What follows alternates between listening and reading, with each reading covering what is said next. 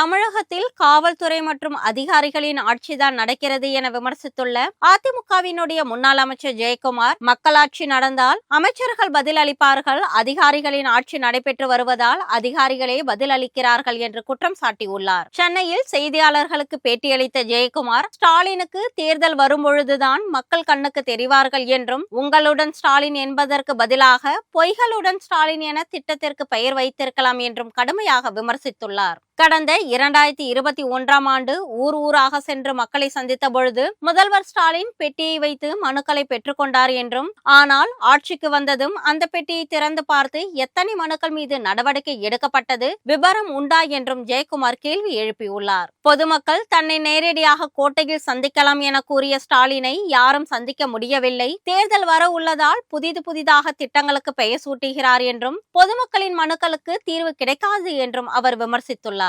தமிழகத்தில் தற்போது சட்ட ஒழுங்கு சீர்கெட்டுள்ளதாக குற்றம் சாட்டிய அவர், தேர்தல் வாக்குறுதிகளை திமுக அரசு நிறைவேற்றவில்லை என்றும் விமர்சித்துள்ளார். தலைமைச் செயலர் அந்தஸ்தில் உள்ள மூத்த IAS அதிகாரிகளை செய்தி தொடர்பாளராக நியமித்து ஸ்டாலின் அசிங்கப்படுத்தி உள்ளார் என குறிப்பிட்ட ஜெயக்குமார், இப்படியெல்லாம் அதிகாரிகளை நியமனம் செய்தால் தமிழகத்தில் செய்தி மக்கள் தொடர்பு துறை என்ற ஒரு துறை எதற்கு என்றும் அவர் வினவியுள்ளார். பள்ளிகளில் அடிப்படை வசதிகள் இல்லாத நிலையில் பாவடிவில் மாணவர்களை அமர வைத்தால் போதுமா? கடைசி பெஞ்ச் மாணவர்கள் படிக்க மாட்டார்கள் என்பது என்ன கான்செப்ட் என்று தெரியவில்லை என்றும், பள்ளி கல்வித்துறை அமைச்சரை நீக்கிவிட்டு வேறு யாரையாவது நியமிக்கலாம் என்றும், கல்வித்துறையை இனியும் நாசமாக்க வேண்டாம் என்றும் ஜெயக்குமார் வலியுறுத்தியுள்ளார்.